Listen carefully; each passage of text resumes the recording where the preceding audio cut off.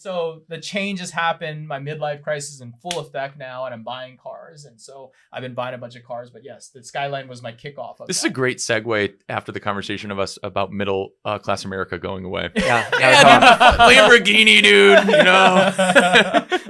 Look, I did well in my life. You know what I mean? I was very fortunate that it's not like I didn't work my fucking ass off, in my life, but it's allowed me to be here. And yeah, that's Absolutely. my thing. And that car, the Skyline's an absolute money pit. Like right now, I'm in problems with it currently today, and I'm looking at another freaking Camry to put on top of it just to pay for it. You know what I mean? Like that's how much it's gonna cost to like fix what I want to fix. And I can't fix it just like barely. I gotta fix it right and make it better. And that means you gotta upgrade it, because why not? It's time to upgrade it. Right. So your midlife crisis, you bought cool cars. And for my midlife crisis, I have baseball cards. That's true. Last night we were I walked into this room and they were opening base. It's like, what the f-? And they're like, yeah, we're looking for these things. And I'm like, so what do you do with the rest of these cards? And they're like, I'm like, what is this? You opened a pack? I did open a pack. I had no idea what I was doing. So I handed it to me. And then it was a dud, apparently. Yeah. Apparently my first pack I've ever opened in my life is a dud. So I'm not going to do that anymore. But you guys ready? Yeah, let's do it. All right, guys. Yeah. Well, we're going to count down. 3, 2, 1. Welcome to the ASOM Pod, where we talk a lot. E-com is the path that we walk a lot. From 4 point of views when we're talking. All right, guys. What is up? Episode 2 of the ASOM Pod. I'm excited to be here as always, and we're gonna start talking about loyalty today. So the topic today is what the loyalty. I don't know why I wrote that, but I'm gonna figure that out. What the loyalty? What the loyalty? Yeah, right. Sounds right. So that sounds good. Loyalty? Yeah. So I've got John over here. Hit show on Netflix. Southern Survival, #1 survival box subscription company. John, we've got Amer Grozdanic.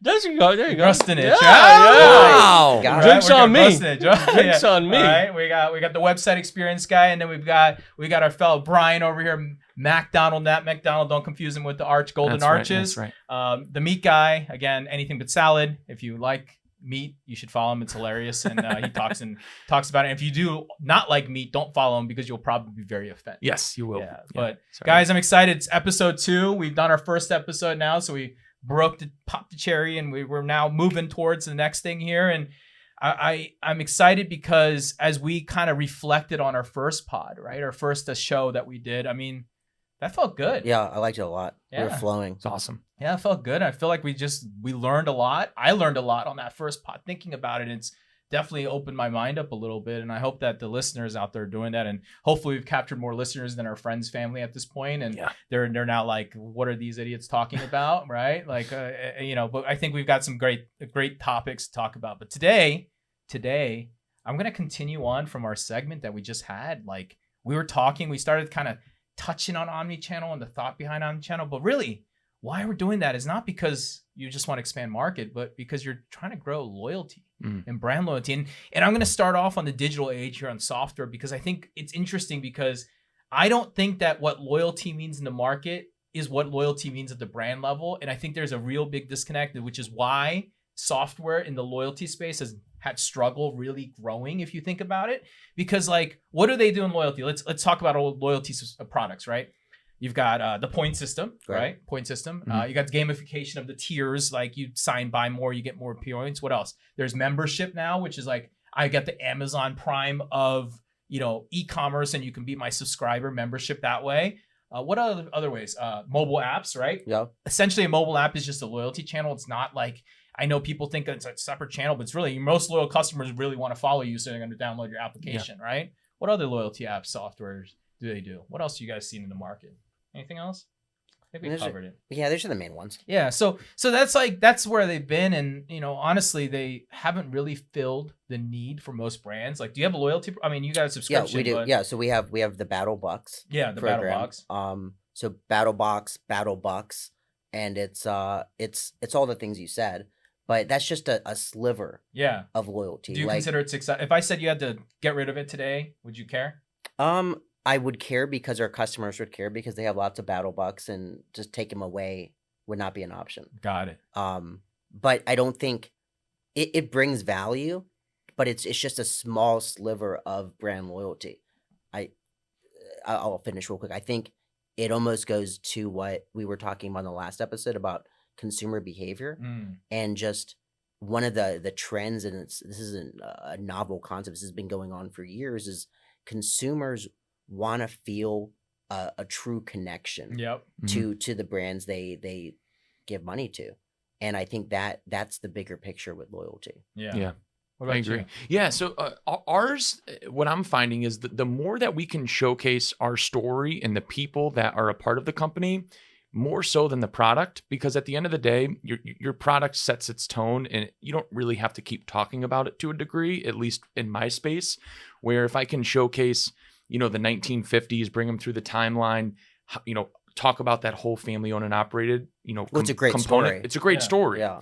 And making people feel a part of it, that they're buying from their grandmother. So Oma has like a very personal connection to a lot of people, but then bringing them in and making them become a part of the family means a lot to the consumer from the loyalty side of it, right? Because there's so many companies out there, and everyone makes a great product. And what I mean by everyone makes a great product is there's so many people that have so many great products, but the thing that separates most people is that the way that they treat their consumers, their customers. Yeah. And that sets you apart from everyone else that has the same product to a degree.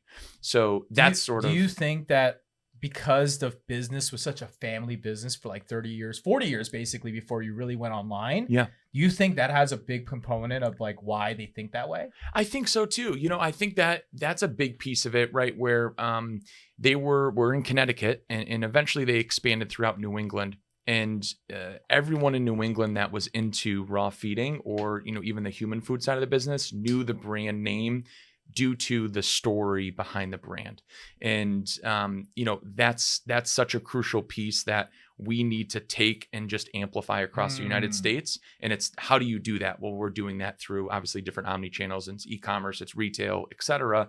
But the story in the way that we make people feel a part of our family means more to me, to building the brand loyalty, than talking about our product all the time, right? So that to me is like what I really try to shove down the consumer's throats. But I think that just reaffirms what I said, because Correct. people do not just, they wouldn't want to be hard sold. Yeah. Like they want to make the decision on their own time frame. And that's so much different than, traditional D2C e-com in 9 years ago, 10 years ago. Yeah. And it's a different sale now. The way I look at loyalty, and I think there's like kind of like segments to it.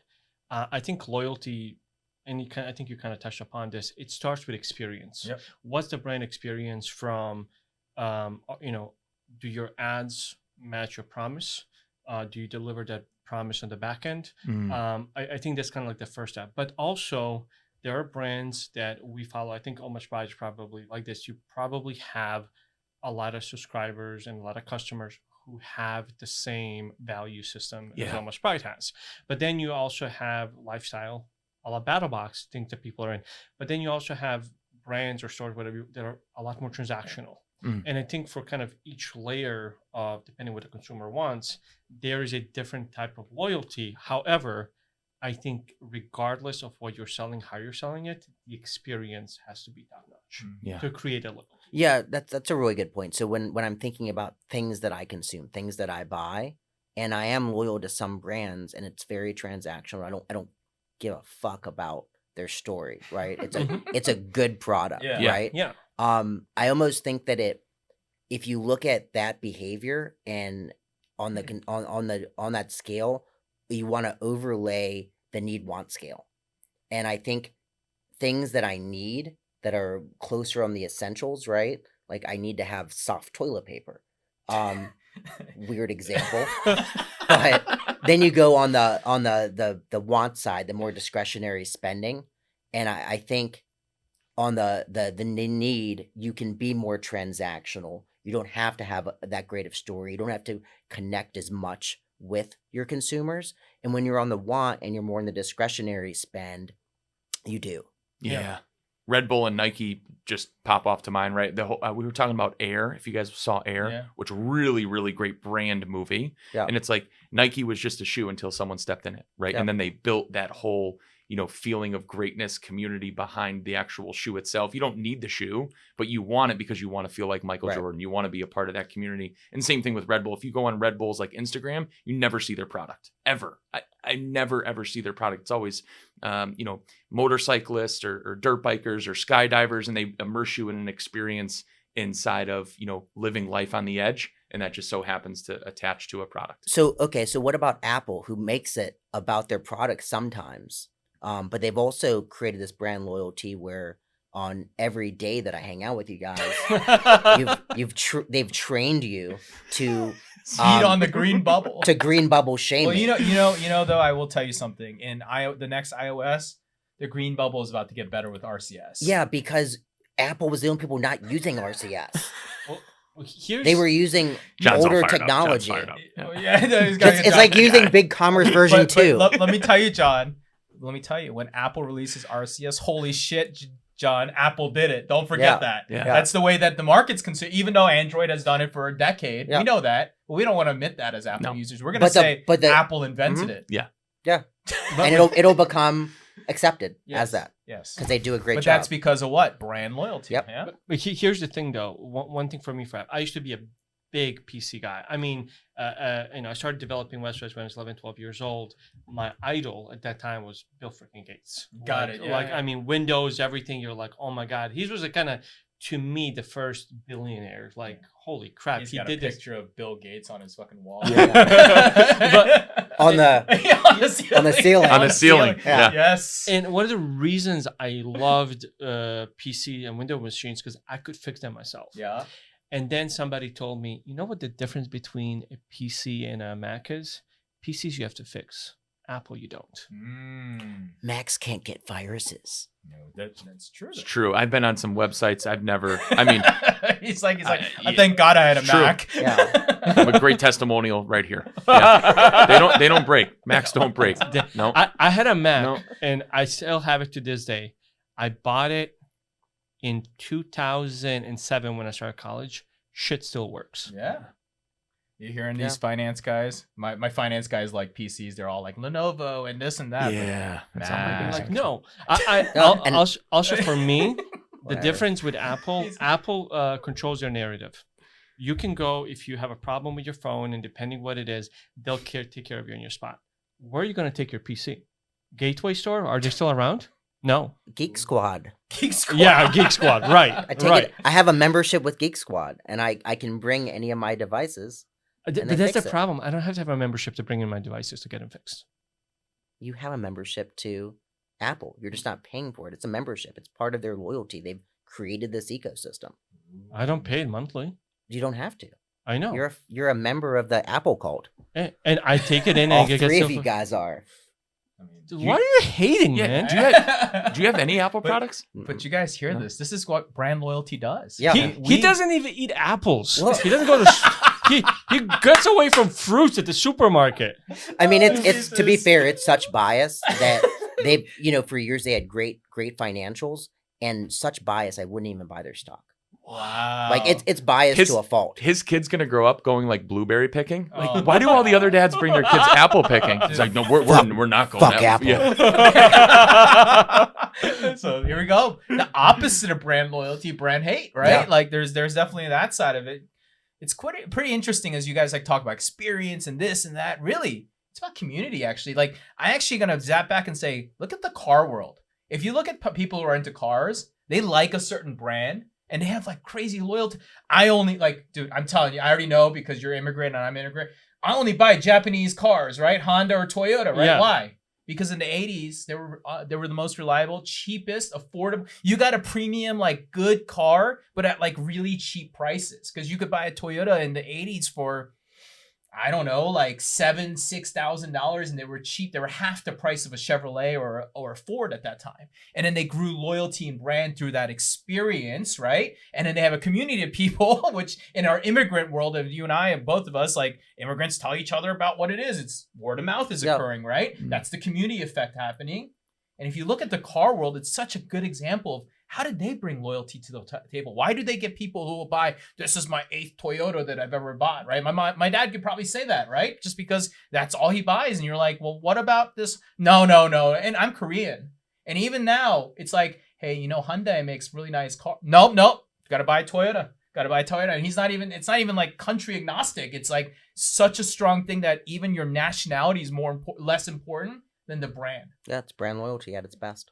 Yeah, and you look at car manufacturers and you're just like, how did they create that? If you think about it, they are actually the best loyalty producers in the world. Mm-hmm. But I think it's getting used to the product. I mean, it's kind of like when I went from a PC to a Mac, I had to like relearn everything. Why'd we come back here? No, but You clearly triggered me 2 minutes ago. This will be John's last episode. Give him a hug. We're kicking him out. I'm kicking us out of Atlanta. Getting someone with an app. All right. Let's keep going to loyalty. Let's keep talking about it. All right. So let's talk about what's working out there. Like, what are you guys seeing working? So you kind of tapped on some of the things that are working, but like, if I said to you, what is the one thing that you would have to keep in your loyalty program? What is it that makes people loyal to you? Is it one thing, or can you not attribute it to one thing? I guess that's a better question. Yeah, I don't know if I can attribute it to one thing. I can tell you that as soon as someone starts feeding our food and gets behind us, they never leave, right? So like the LTV is just astronomical. But I think the thing that we do really well is, you know, we call them like our VIP customers. They have to meet certain criteria, and they get monthly personal reach outs, whether it's from me, the owner, like the owner's aunt who's like 80 years old. So there's hundreds of phone calls being made every month. And they're just like bullshit sessions. It's not like transactional. Like we're not sending them anything. They're not, you know, paying it's more, like a customer interview, right? And it's more of just like hearing from someone, from the family, from the business, and just having conversations about the history of Almost Pride. Oh, like bullshitting about maybe someone that, you know, that they connect with, or a little bit more deep dive into how our food's actually made. And that experience alone, like we'll have people call in and be like, hey, you know, Susie just said she talked to one of the owners last week and mentioned A, B, and C. Like, I want to try you guys. Like, Dude, how can I try you guys? I'm putting this on my phone. So that's a cool part, because we're also small too, right? Not small meaning like a mom and pop, but we're not a huge. How many people are you? So there's roughly 25-ish in production. Okay. So we have 2 facilities, the production facility, and then we also have like our distribution center where the offices are and our pick and pack fulfillment happens. And there's probably 20-ish there. So I would say 45 in the whole company. Okay. But then, you know, keeping that whole like family value thing, we had, and this is like sort of like mind blowing because it's such an old school thought of like word of mouth marketing, but our subscription customers are obviously very important, right, John? And we had a customer call in on Friday afternoon, and their box was delivered to the wrong house in the wrong town. Whoops. So FedEx kind of dropped the ball on that one, you know, but FedEx still love you. Sponsorship opportunity for you. Great provider. But the customer ran out of food. Yeah. That like, this isn't a t-shirt or a knife where they can like wait, right? Yeah. This is a big issue. Yeah. The issue is FedEx already came and picked up. Yeah. So now the customer was going to be forced to go to retail, probably buy another brand. That's not good for us. Yeah. And luckily, they lived about an hour and 20 minutes away, right, from our distribution center. So, like, one cool thing about the whole way that the company sort of like inspires us to really treat people is like do whatever we have to do to get that customer their product, their food. So, meanwhile, like I have 900 things to do. Like to the guys in the warehouse, like pack her order in my car. I'll just go bring it to her. So didn't even tell her. Like she's all mad, like on the phone. Like it's not our fault. She's mad at FedEx. And then I told our one of our customer service reps, like, just message her and say, hey, we're going to get the food there today. Don't worry about it. And like, here's like, I'm showing up, like driving my old Lexus. I don't even know if I can make it that far, right? The thing's going to die. And I just show up, knock on her door. I'm like, hey, you know, we're really sorry this happened, but you know, here's your food. And she like fell to her knees. It was like the craziest, not a good 3-hour ROI in regards to like my pay and my time. But from that, over the next couple of weeks, like all these reviews started coming in from her and her family members. And then her family members and her friends that were on other brands were like, fuck these other brands, switch to us. So that's how it works. So now that customer, right, our AOV for subscriptions is 205. So we take that 205 AOV average and we LTV that over 3, 4, 5 years, which is what of our long-term customers are. And that 3-hour window probably made us, say $30,000-$40,000. Yeah, right. So those are like different things that we do because we're still small, right? We're not a national brand in Ohio and someone's ordering across the country where we're not able to make that happen. So helping build that brand loyalty and scale the business using that mindset has been helping a lot the past, X amount of months. Well, let's turn to you, dude. Like, John, you've got a subscription survival box, basically. Right. The leading one in the market. So, like, if you think about that, you've got a lot of people who are subscribed. Like, that is the ultimate loyalty when someone subscribes to something, continues. And let me tell you my outside perspective first, and I'd love to hear your version. I think the reason, obviously, the show hooked people and got people interested in it, but then the products are good, and then there's a community and a video, and I know the word unboxing is probably not sexy in your space, but like it's an unboxing. It's an unboxing. Right? Yeah. But like unboxing to me, I think about the 8-year-old that unboxes and makes way more money than all of us. You know that kid I'm talking about? Yeah, that kid. Yeah. That's what I think about when I think about unboxing. But you do unboxing, and like I think that your loyalty comes from community because they want to be a part of it, and they want to enjoy the products with you. Ultimately, they're being sold to or sold with, I guess is a better word. And so, I mean, how do you guys think about this? Like exactly like that. So yes, at its core, it's a box of gear, of products, and there's we're using our purchasing power to get things that way less than a consumer could get on their own. So there's at its core, you're paying $200 a month, after sales tax and shipping. And you're getting $350, $400 worth of stuff, but that there's a value add there. But we don't even talk about that much. Like when we're explaining what BattlBox is, that's like 4th or 5th on the list of the benefits, right? So the community is huge. It used to be a Reddit forum style. We moved it into a Facebook group. It's members only.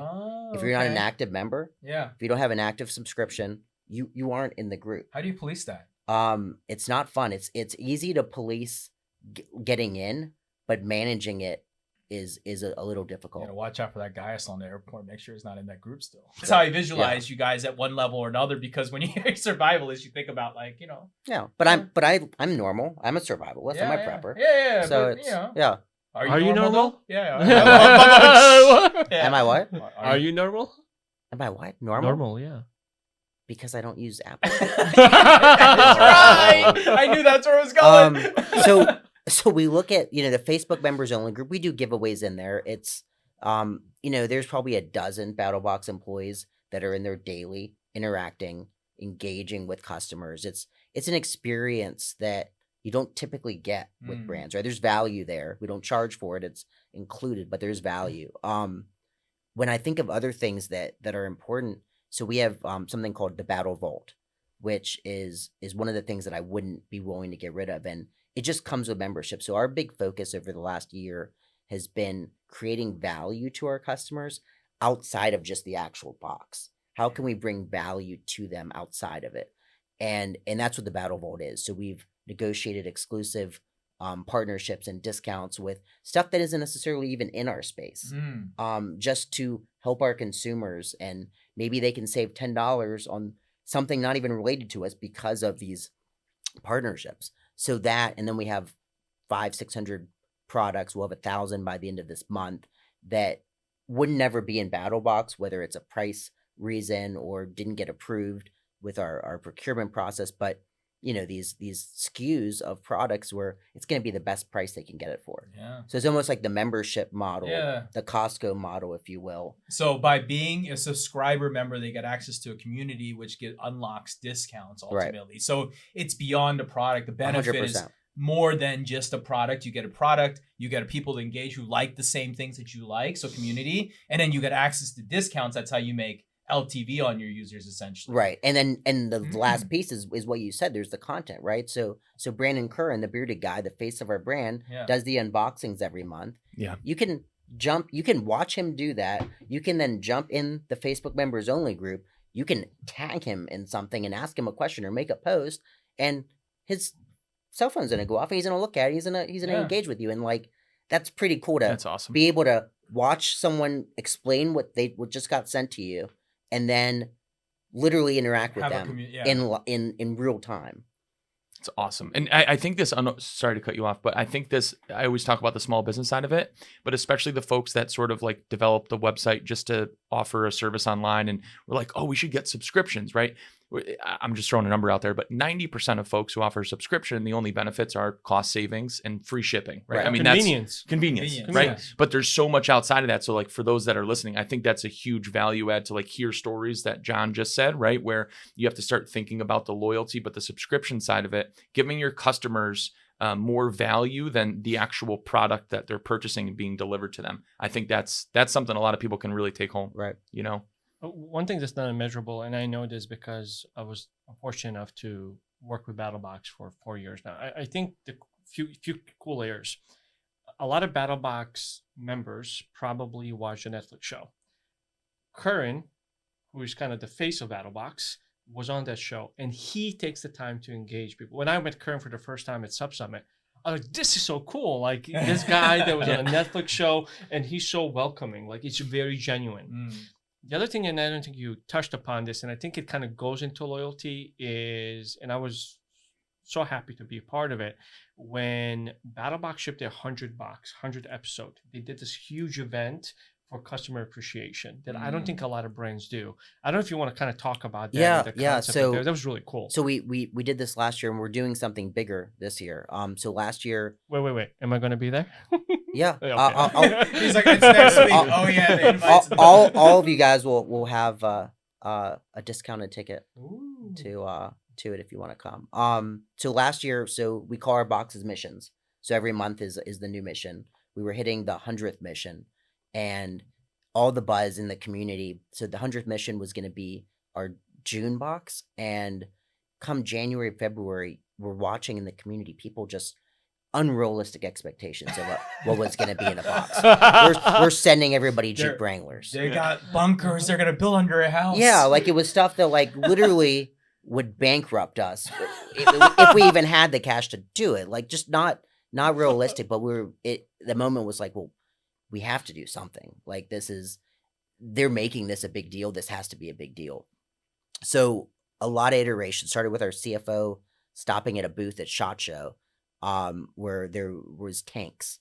And fast forward, what we did is we put 5 golden tickets, literally printed up Willy Wonka style, in the battle boxes for that month.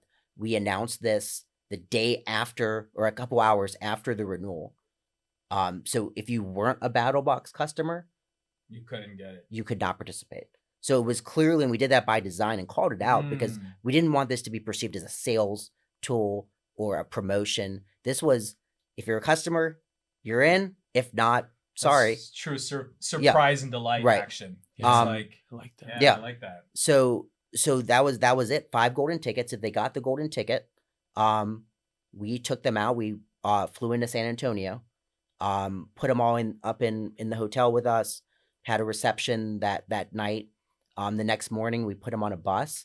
We drove 2 hours out to rural Texas. We put them all in World War II tanks. Insane. They shot the tank downrange at a target, and if they would have hit the target, we were going to give them $100,000. Some learnings from it. It was done via the mathematics of it to take that and get an insurance policy. So we wanted them to hit it because we bought in a policy that was not cheap. It was a chunk of that $100K. Yeah. So it was in our best interest. We wanted them to hit it. Nobody hit it. So takeaway for next time, someone has to win. We gave them all, a year of BattlBox, which is, $2,500. So they still came with something, but yeah, doing stuff like that, right? True surprise and delight. That's loyalty. Yeah. One of the cool part is I was at Sub Summit 1 year, and I was just walking through one of the corridors, and you were talking to Tushar from Hello Bello. And it's kind of talking what I keep talking about, people sharing information. One of the cool things that Hello Bello did is, or does still potentially, if somebody... And they got it from Chewy. And he was open with Chewy. That. Okay, yeah. So I didn't know that part. So what Tushar shared with us is if somebody calls in to cancel their subscription or reaches out to cancel their subscription, And a lot of times it would be parents that maybe are struggling financially. And they would say, hey, look, we can't afford your diapers anymore. We have to go cheaper. What Hello Bello empowered your customer service, customer experience team is to offer them a gift card to go buy food or whatever the case is. So they don't have to compromise the diapers with food or whatever else they needed money for. So it was kind of like a surprise and delight. It's like, hey, we don't want you to cancel. You're basically diapers for free. We're going to give you a gift card so you can make it through the next buy food. And it wasn't always necessarily that exact process, Yeah. but it was literally empowering the CS team, giving them a budget where it's surprise and delight, and it's not necessarily it could be a customer canceling, right? If you just come across the opportunity and you feel it inside, like, go for it. And Chewy does a great job of that. Yeah. Chewy, there was some virality on TikTok of one of their videos where someone had canceled they had received their subscription and said, hey, I just received it. I forgot to cancel it. Can you cancel it? My dog passed. Yeah. And the Chewy CS rep was like, well, do you want to send it back? We'll give you a refund. Well, do you want me to send it back? No, just take it to a shelter. Take it if you know another dog. Just donate it, but we're refunding it. And then taking it a step further, they sent him flowers the next day. Yeah. And it was just being a human being, right? Yeah. And creating a budget to be a human being. And Tushar told us that we instantly went back, instantly gave our team a budget, and we managed to it. We're like 2 weeks in, I'll see it in the report. I'm like, Luke, who runs our CS team, I'm like, Luke, like, why haven't we spent the rest of this? Like, find the opportunity. That's really cool. No, and I think this is really interesting because you have this unique perspective because you've been around. I mean, at least the businesses was not an e-commerce, so everything relied on local retail, right? Mm-hmm. And you think about retail loyalty, and you think about how they've been doing things from customer events to VIP entrances. I mean, they were doing a human version of community ultimately of people, but I don't even think they took it the next step. I mean, let's be honest, like most of your loyalty when you come to retail, what is it? It's you give them your phone number so that you can get your discount. Yeah. Right. You get a punch card, whatever. Punch card, it's Yep. It's very transactional. Yeah. But what I feel like what I'm hearing from you guys is like you guys are using digital essentially to augment an extra experience ultimately, at least with BattlBox and when I think about it. But here's my question now. Does the product have to be good if your experience is excellent? Yeah, I think so. I think the product still needs to be good. Yeah. Okay. Yeah. So you still think like you can't sell like something like crappy, cheapy? No, and no. You know what I mean? So I think the product gets you to here. Yeah. And just the experience takes it to the next level. But if the product's shitty, you just fall. Yeah. Yeah. Here's where I would potentially say, if I know a company is new in a startup, and I think in our world, we tend to sometimes research into companies, see who funded them and things like that. I used to back in the day be very high on like Indiegogo, Kickstarter, like helping people get off the ground. If I do know that the founders really, really care and they are on a verge of a good product, I may be patient with them. But it has to come like genuine from the company, like the story you shared. If I see that from the founders and they're fully transparent in their journey, I will extend my patience with somebody like that. Dude, this is interesting because if you think about like something in, at least for me, what I watched and, I do market research and I'm looking at it in a very different look. I've been noticing that brands will have a social media, but then they'll have their founder's social media. And their founder's social media has more activity, more likes, more follows, more engagement, but they're just talking about behind the scenes of the brand and the product. And even though the behind the scenes of the brand and product really isn't that exciting, people really enjoy it. People love it. They want to be a part of it. Yeah, they want to be part of that, right? Yeah. And that's really interesting. And to your point, their product's usually not there. Yeah. You know what I mean? Their products, it's kind of like, it's like, oh, it's another gummy or another whatever. And it's like, there's nothing special about the product. And this is why I was asking, does it have to be a good product or can it just be okay? But it can be good. It doesn't have to be great. Great. Yeah. Ooh, Yeah. I like Yes. that. Okay. Yeah. I like that too. So it's just good enough. Yeah. Good enough But- for your expectations. But if your product's great, Yeah. like I truly believe that BattlBox product is great. Yeah. There were times when we first started where it was just Well, good, everybody. maybe Yeah. even okay. Yeah. But it's great now. But yeah, I think that's the answer to your question. It has to be good. It doesn't have to be great. It doesn't have to. It's just average, just good enough for the consumer expectation, which is Right. what Amer was talking about. Yeah. And it's a little different for ours, right? Because the dog food, if you look at it in general, like kibble necessarily isn't the best food for your dog, but it's a great product for that audience that there is purchasing from, even though we consider it like not a great product. It is in their market share. But our product is like so supreme compared to like your big, multi-billion-dollar companies that we're all used to. But it's just, taking this family-owned and operated amazing product and then bringing people behind it, right? So like I'm trying to convince the current owner, my friend Adam, to just live stream all day. I want you live streaming 8 hours a day on muting your whole audio. I don't even want people to hear you, but just being able to, like, as a consumer, like tap in and be like, hey, what's going on in Oma's Pride today? Like, I think that maybe it's a little extreme, but the more we do lives and bring family members like in front of the camera and immerse like the customer, which I think we were talking about last night. Oats Overnight does a great job with showing the orders being packed. Like, hey, pack my order, please. And then they'll throw in some extra treats and stuff like that. But that's a really cool experience because people see your product, but what gets them behind it is actually like getting the actual like day to day and meeting, all the folks that make that product happen. Yeah, it creates a little bit of a stickiness and a retention piece because which goes hand in hand with loyalty, right? Yeah. Where you feel that it's that human connection. Yeah, to humanizing that the brand. connection. Yeah. Yeah. One thing I really dislike is when founders hide behind a brand or they don't have a brand voice. Like one of the things I love about BattlBox is branding. It's out there all the time, creating videos. I feel like you need to personify a brand. And the only or the best way, in my opinion, to personify a brand is to tell a story. Maybe it's a pet brand about the dog, about the founder. Kind of make yourself vulnerable that there's going to be somebody responsible for everything. Because like you can't talk to a logo. Yeah. It just doesn't work. So you're telling me that I should dump the mascot idea.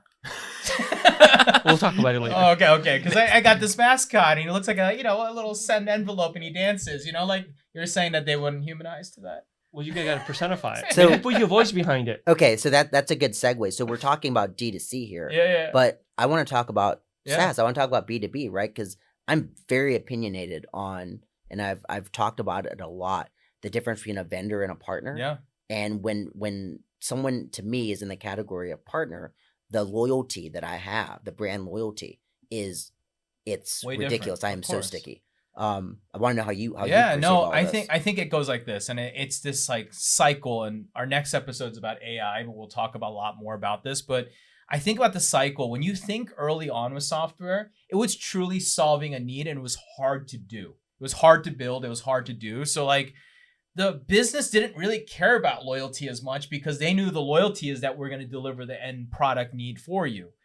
As the world commoditizes, I would say like e-commerce software is in its 2.0 level right now, or even possibly 3.0, meaning like there's been brands, the next generation showing up with the same brands that are doing for cheaper, faster, better. You know what I mean? And so you think about that and you think about how people are starting to perceive this. And when you have options and different things, then the human aspect starts to matter, right? So for me, when I think about like customer service, and I go back even to my brand days or my other company, I started my customer experience journey from a book called Delivering Happiness by Tony Hsieh. It's the Zappos book. And the story goes like this, and this is the best part of the way I explain the story. If you called Zappos back in the day and said, man, I want to buy those red Nikes you got on the shoe, got size 10, they're like, no, we don't. And usually that's the end of the story for most conversations, right? But at Zappos, what they were doing would be like, hold on, right? Let me find, Nordstrom's got a size 10 in stock. Can I send you the link, right? And so that was customer experience for them. That's how they differentiated themselves around it. And I saw that and I was like, you know what? They're right. If you can humanize a brand and you can put an authentic voice behind it, and it doesn't have to be always human in the fact that like it's a person, but it's human in the experience that they're having.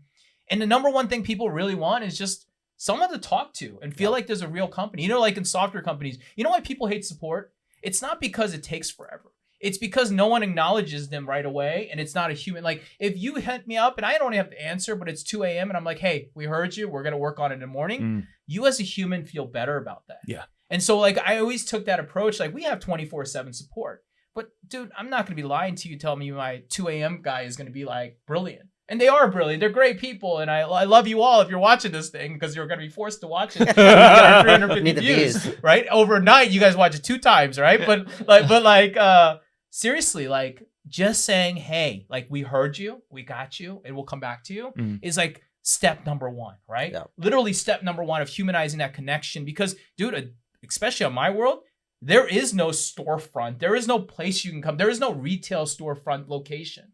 What do I have? I have a website and people. And so for me, to your point there, I went off into the journey to humanize. And I know that. So, you know, I think I'm going to talk about this story in like episode 4, and I'll talk about like what I did and like break down a little bit more of the story of like how I got Sendlane to where it is. But the key that I talk about with that is like, it's not just one thing, it's multiple things you're doing to show that interaction, from the way your brand, your company is running and so forth. And to your point there about good, great, whatever, like I always look at ourselves, and it's been a journey. When you're a startup, you're always chasing the market leader, and you're always compared to that market leader. So your product has to be good enough, right? But your brand presence has to be way stronger, right? That's the only way you win as a startup. In fact, that's why most startups fail, is because they lean one way or the other. There's a dream that like, you know, everyone will come to your product, they'll use your product, they don't need to talk to anybody, and it'll be great. Like that's the dream of SaaS. But the reality is that doesn't exist, because people need help. Yeah. People need conversation. So when I think about loyalty, it is human. It is very much human in the software company. Software now is no longer, and to your point, partner versus customer. Software is your gateway to the commonality that you're working towards. Partnering with that brand or the end merchant, for example, or the end brand that's using your stuff. And we use a bunch of tools too. And it's funny, like I only use tools to use them, and I can get displays like this unless I have a human connection at that brand. Right. So I look at some of the software tools that we use as a software company for things that you guys probably wouldn't even know what I'm using, but like the ones that I have the loyalty to, and they might cost a little bit more money or whatever it is, are the ones that I feel like I'm partnered with, in that they're trying to help me out, and they're not just trying to just take my money. Yeah. You know, and they all solve the same fundamental problem. I mean, Amer, like same thing for you, man. Like you build website. We were talking about this over breakfast. Like you build websites, and they're pretty, and they create great experiences, you know, for the customer. But then why do people continue, right? That's loyalty, right? Yeah. And I mean, I think I hate the word partner. I think for me, we are partners. That's only because salespeople abuse. Just like marketers ruin everything, salespeople ruin everything too. It's like, it's honestly, to me, it's like honestly fucking annoying. And I know and he doesn't curse. I feel attacked. This is the Apple to him. Yeah. No. Here's the reason. So, and John, he can correct me right now if I say anything that is incorrect. I tell my team, Shopify is our biggest partner. I owe every ounce of success to Shopify, and I will be 100% clear. And I'm going to back Shopify until they can't deliver for our clients anymore. That's like number one thing. And as long as they sponsor. Yes. Harley, Toby, please. But on a serious note, here's my thing.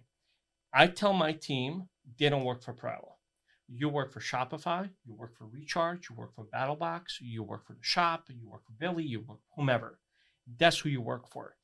If you call me, like you said, for Zappos, and we have a company we've been with for now almost 4 years. We migrated from Magento called Waxing Poetic. They do like really cool handmade jewelry. And they were working on something at 11 o'clock at night, and they ended up deleting a bunch of stuff on Shopify. They called me. It's like, hey, Amer, this happened. Can you help us? I was literally in bed. My dream was tuning in. What did I do? I got up. Thankfully, we have a team in India. And I was up with the team till 4 o'clock in the morning to fix whatever the problem is. To me, it's not about, oh, are you partnered? It's like, I am that business. Mm-hmm. I don't want to see Waxing Poetic, BattlBox, or anyone fail if they don't have to. If they have a huge promotion and this is potentially could save their business. Because sometimes brands, like, I'll talk to John, and John is like 100% transparent with me. I know where BattlBox is like I'm part of it. But we do also have brands that are a little bit more closed off. I operate, if I don't get up and fix this issue, they could be out of business next day. And I don't want us to ever be the reason for that. I actually want them to come to us and say, this was the best thing. I talked to Bryan the other day. There's a brand that we work with, and they're looking to get acquired. I heard about it from my team. They didn't reach out to me. I reached out to John. I reached out to Bryan. I was like, hey, do you know if anyone there's interested? I don't care if somebody's going to stay with us, not stay with us. I want them and their people to be okay. Yeah. Sounds like you're a good partner. thank you, whatever. Don't use that word. That does not. No, we'll find an alternative partner word. No, we like to say extension of the team. Okay. Yeah. That's function like you're a part of the team. Yeah, and I think we really try to do that, and that's what we really dig in. Are we perfect all the time? No, but I tell my team, there's always going to be problems. Let's just respond to them the right way, like we would want somebody else to respond to us. We used a platform. I'm not going to name them because I absolutely fucking hate them. And I don't. Or you can name him, and I won't. I won't name it. But it was an OKR KPI platform. Okay. And we want to start tracking some KPIs and OKRs in there, all that fun stuff. We started using them, and then we kind of ran into issues we didn't plan for, and we needed to readjust it. And I wanted to pause it till we kind of figured them out, and we had to like re-import stuff. The day before, I said, hey, I'm going to pause it. And then once we're ready, we're going to go before. I forgot to pause the subscription. The next day, I saw on the bill that we were charged with like $400 some. I emailed them. It's like, hey, could you please, guys, refund us that? I just need to pause it for a couple months and we figure some of this out. They're like, no. What do you mean, no? Like, I didn't use the platform this month. Like, no, we don't do refunds. We won't do them. I said, okay, you can cancel it now. I'm not going to come back. And we created our own version of it. Yeah, there you go. There you go. That's a perfect thing of experience over anything, right? It's a tool. Like the tool probably was good enough, and it was like you recognize that your own internal need or actions weren't there. So like you wanted to take a pause and a break, and they took a human emotion. You were going there with like, oh yeah, I get it. It was billed, no big deal. Just pause it for me and give me some money back. And it's, dude, $400. I mean, I don't care what the business is. If they're gonna die over your $400 payment, they probably weren't in business tomorrow. You know, it was like ridiculous. And but that's the difference. I also know and I had great experiences with other platforms where they gave us money back where we didn't necessarily use the platform. Yeah. Or gave us credits and so. And I think those are small, especially. And again, I know like SaaS can have margins. It cannot. It depends where the company is. But it's like if you know somebody's been loyal to you and they want to keep using you, like why? Yeah. Like we have a client, actually a handful of them. They literally use us on a retainer for like an insurance. Yeah. In case something happens. Backup. Yeah. And they were paying us $4,000 a month for like 6 months, and we usually they had like, I think like 30 hours. And we were talking. I was like, man, like they're only using 5, 6, 7 hours a month, and they've been with us for like years. I was like, I told Alex, who was a point on the account, I was like, Alex, call Paul and see like what's going on. And Paul's like, I just don't have projects, but I need you guys. And I was like, okay, let's drop your bill. He's like, well, what do you mean drop my bill? Like, well, I don't want you paying what you're paying, and you're getting not using a fraction it at all. of it. Yeah. So I was like, and my team was like, wait, like we're gonna make less money on this account. Yeah, because I'd rather have them now be with me for less money for the next 2, 3, 4, 5 years than come to me for 6 months like, hey, Amer, we just paid you all this money and we didn't use the hours. Yeah, we need that $30K back. Yeah, there's no point in it. Or if they go into a cycle, you're almost being preventive too. If you think about it, let's say the business starts struggling here, and they might come back to you and be like, Amer, I paid all this money and I haven't gotten out. Like you're basically preventing even that conversation. Right. But you're also doing what's right. Like, how would you feel if somebody called you like, hey, you're paying us too much? Yeah. It goes a long way. So hearing both of you talk through how you view loyalty is kind of refreshing on how I view loyalty should be. Yeah. For B2B. So if I'm going to bucket into a few things, with certainty things are going to go wrong, right? Whether you're an agency, whether you're software, things are going to break. Yep. And it's that response, right? How does that company respond and resolve and communicate, which is paramount. Yeah. If I'm taking it to another bucket, a great example of this would be how Gorgeous came into the scene and grabbed so much market share from Zendesk, right? When Gorgeous was initially grabbing the market share, their product was just good. Yeah. It wasn't anything that much better or different than what Zendesk was doing, but it was that hand-holding, that experience, that onboarding, that getting you warm and fuzzy, showing you how to use a platform to its full capacity and ability because of the inherent stickiness that comes when you can educate your base on using it. And that's a key piece, right? Getting them engaged in the platform. And I was going to add to that, they also did a great job with partners. a lot of partners we work with, like you have to jump through hoops, one, to get attention to your merchant, two, like with referrals and fees, like, oh, we contacted them 6 months ago, they're in our funnel, like I helped you close them, and what gorgeous, and to this day, that one of the reasons I really like them and we try to partner a lot with them is like, they don't care if they worked on the deal for 24 months. If you came into the picture, brought them and put in a good word for gorgeous and helped them convert, they give you credit for it. Yeah. And it's really cool. So the last piece, and Jim, you talked on this, and it's the human element of it, right? So I see both sides of this where some companies we've talked about today don't do a very good job of this. So the existing customers, right? So example, Sendlane's going to be at Sub Summit next month, and you're going to with certainty have a lot of your actual customers there. And I see a lot of times these B2B companies, they're like, oh, hey, customer, that's cool, but like, look at all these prospects, and I'm going to focus on these prospects.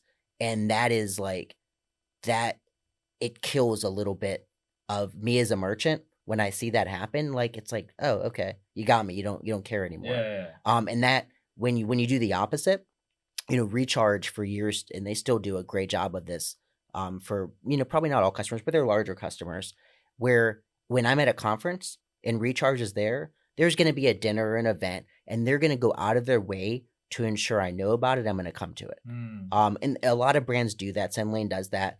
It's just the right move. And, it's not like a fully selfless move either. Like, No, you it's- want your customers dude. happy, and you want them hanging out with prospects. Why would you not? I mean, there's the thing that they say, like, I don't think I've ever lost a customer that I've met in person. Yeah. Like, if I've had any kind of human connection, all I've done is built a stronger cheerleader for me. Mhm. And that's kind of part of the playbook of like Yeah. why it's so important. You're right. Loyalty is really that like double-edged sword, because it's like, if you lean into it, and that's what I'm hearing today, is like, if you lean into it and you spend extra time, energy, and effort on it, it's going to create effort. It's going to create it, but like, you can't half-ass it. Like, you Right. got to really be intentional, authentic, and want to do it. Where, again, if there's a great product, and I think John nailed it, something like, some products or some businesses don't need loyalty programs because they're an essential. You got a great product, they're just going to come back and buy it because of Right. it. Like, Apple doesn't need to, I mean, they do, but like, they don't need to sell us. Like, we're going to buy the next iPhone the moment that we're ready to buy the next iPhone, and nothing you say or they say Right. or anyone says, and no matter how much John says it's terrible, I'm still going to buy You're it. still going to buy it. I'm You're still not gonna buying. buy it. You're not buying Galaxy. You were going to buy the new. Yeah, iPhone. yeah. There wouldn't be a day because I've got an Apple computer, an Apple thing, an Yeah. Apple Watch. Like, I'm in. I'm You're- all in on yeah, it, you're right? Sticky. Yeah, I'm sticky, and that's the reality. It's retention. Now, last question before we end this pod, right? And I think this is a misconception that people have often in this market. People are afraid to sell to their customers that are the most loyal. I'm talking about your VIPs and the ones that are, your subscription people. I see it so often, especially in this market, like, exclude my subscription buyers. I said, why? Why? These are your most loyal customers. Why would you exclude them? How are you guys thinking about that? Like, We don't exclude them. Yeah. We're doing the opposite. Yeah, We're- you said you have a marketplace of things they can buy. we're including them. If there's a good deal or a good offer, like, we want to include Yeah. them. Like, they're our most loyal customers. Like, why would you not allow them to spend as much Well, money as their You'd be heart surprised. desires? You'd be surprised. Yeah, to me that's a wild thought process to not even. Yeah. I think a lot of membership or subscription brands, they make this mistake of, they subscribed, we don't want to remind them that they Yeah, subscribed. that's And I what I'm think it's saying. such a mistake. John does a really good job. Josh from Play Crate. So Josh from Play Crate, what he always tells me, he's like, good customer service is no customer service. Yeah. He tries to be as transparent about every single thing, from shipping times to how returns work, everything upfront, and he works to deliver on. John does the same thing. But then it's like, how do we include and give you more value? Like, John and Josh, both of them will say, hey, if you want to cancel, you should be able to cancel without any troubles. You And don't we're have not to afraid you don't of have to it. pick up the phone and call. Like, that's horrible. Yeah. Like, I mean, there's been subscriptions where, and I develop websites, I have to look for a cancellation link for like Ugh. freaking 45 minutes. Yeah. Are we like kidding ourselves? Do you think I'm going to come back? It's just that backwards. We're talking about the 1.0 and 2.0, the Yeah. backwards selling. Yeah. It's old. It's It's all old. yeah. it's all old school methodology. Yeah, they People just- want to buy and consume differently. I mean, Right. even the consumer. I mean, dude, you guys you're my customer, you're also consumers. The behavior is no different if you're at the consumer level or at the business level. Yep. You are the same. Yeah. What about you? Like, how do you treat your customers today? Are you selling to them? So our subscriptions are unique because of the SKU set we have. So we have over 125 SKUs, right? And our subscriptions are based off of our main proteins. So we have, 8 products that make up like 80% of all revenue, right? But however, subscription customers are treated like VIPs in a different way where, they'll get, we have a new product coming out in June that people have been wanting forever. Well, the first people that are going to have dibs on that are the subscription customers, right? As you should. But then the other cool piece of it is, when we do have, certain sales or promotions, right? Subscription customers will get a sort of different email, different promotion than the people that don't have a subscription, right? So Oats Overnight also does a great job. I know I bring them up. My wife and I are just obsessed with them. But getting those subscription customers as well, right? To have a benefit of products that they don't have on their subscription, which will eventually lead them to adding it to their subscription. So all of our products you can subscribe and save to, all 125 SKUs. But the main standard subscriptions are 8 products that you can choose from. But when we offer them exclusivity and new releases or whatever the case may be, we make them feel like they're gaining value, which they are in the fact that they're able to get it before anyone else at a better price, but then ultimately leading them into adding that to their subscribe and save subscription. So that's what they love about it, because they're able to try a product before a non-subscription customer. They're able to see how they like it before they add it on. Before anyone else in the market or new to brand is able to purchase it. And that's a value add to them, but it's also a value add to us in order to increase our AOV, LTV, and everything like that. So that's what we like doing, just because of the unique and mass amount of SKUs that we have. No, it's kind of interesting. I mean, I've seen them all. One of the customers that we have, a company called Milk Bar Cookies, right? I'm sure you milk, whatever. Their subscription program is a program where you buy into something of the unknown. Basically, they trial small samples of 300, 400 cakes or cookies, and you subscribe to pay to get access to those cookies before they're general public. And half of them don't ever make them because they're not good enough later on. But people are willing to get in for it. They think it's the first bite club because it's your first bite. And I saw that and I was like, holy crap. Because they have and I don't know how much numbers I can share, but they have a ridiculous, probably triple the average customer loyalty than a typical brand does. Meaning the return customer is triple almost of what an average in the world. So you do your math. I'm not giving exact numbers because I don't want to put it out there. But why do they have that for? It's probably because the product's great. The experience is great, right? And even the boxing and everything's great. But also they are building loyalty through a great product in the community. Plus they have a celebrity chef, so that helps too, right? Christina Tossi. That kind of helps just a little bit. The exclusivity too that they're creating. Yeah. And that's why they sell out, and they can't they essentially have a closed program that sells out, and you can't keep adding to it, because there's a limited number of cakes they can produce, right? So the whole supply demand thing too. It's kind of wild, and they can charge whatever they want, and that's what they're doing. People will pay it. Really cool. I looked at some numbers. I think it was last year, the year before, for Black Friday, for apparel companies that had membership or subscriptions. Their revenue, membership or subscription against non-membership subscription, was 300% more during Black Friday, Cyber Monday than non-membership. Yeah, I believe. I mean, who signs up for? I mean, I don't sign up for Amazon Prime just because I don't want to be. I sign up because I get all these. I get free shipping, fast blah blah blah blah blah, whatever it is, better support. But I pay for that without even blinking. Yeah. And I think if you have a product that you love that much, you're gonna subscribe to. That's truly brand loyalty. Yeah. All right, guys. Well, with that, we're gonna wrap up this show, guys. We've coming back to the top of the hour here. Guys, that was a great conversation about loyalty. I mean, there was a lot of perspective, and it was what the loyalty. That's why I was thinking about it, because there's so much. People have a different sphere. Software companies trying to drive a narrative. Brands are doing different experiences.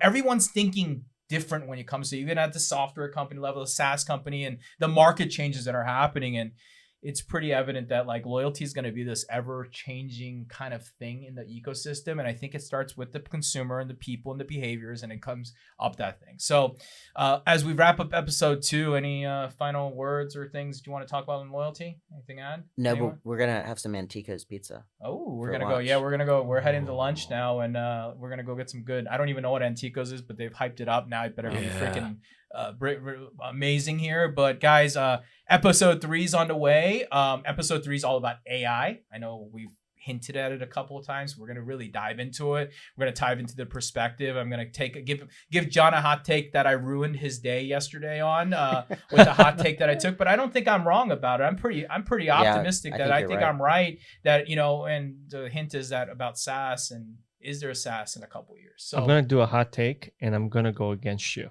Perfect. We're gonna battle it out. I want to hear it because I'm the only SaaS guy here. Well, you have your own SaaS too, but like that's all I do, and I have my hot take is completely opposite to you guys, which is pretty cool. Yeah. Make sure, thank you, family, friends, to people who are watching this. Thank you, guys.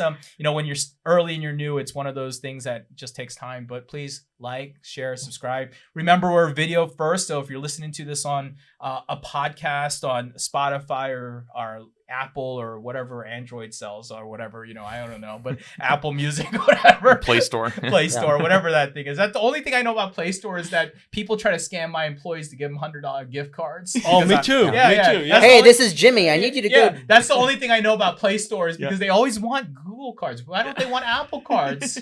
I mean, they're not premium, I don't know. Yeah. So anyways, well, it's going to be an ongoing jab. But guys, thank you guys all. Thank you for the listeners out there. Thank you for the viewers. We are a video first pod. We do these in person. We hope you can watch and enjoy our perspective that we're sharing into it. This is the ASOM Pod. Thank you guys. We'll see you on the next episode. Welcome to the ASOM Pod, where we talk a lot. E-com is the path that we walk a lot. From 4 point of views when we're talking shop.